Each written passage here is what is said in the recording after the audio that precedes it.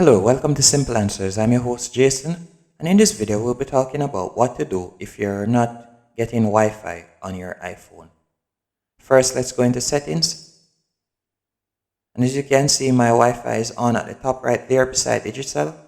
But if yours isn't on and it's showing gray, first off you want to ensure that it's turned on, and if it's turned on and if it's turned on or it's not allowing you to turn on, you will simply ensure that airplane mode is off,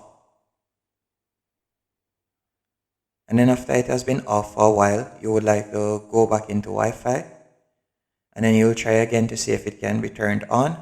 And if it's still not allowing you to turn on, then you're going to scroll down and you're going to go into general, and then from there you're going to scroll all the way down and select reset, and then you're going to select reset network settings,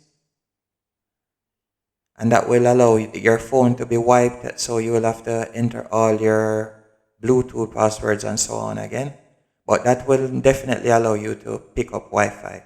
Hope you found this video helpful and informative. If you did, be sure to hit the like button and subscribe, and thank you for watching.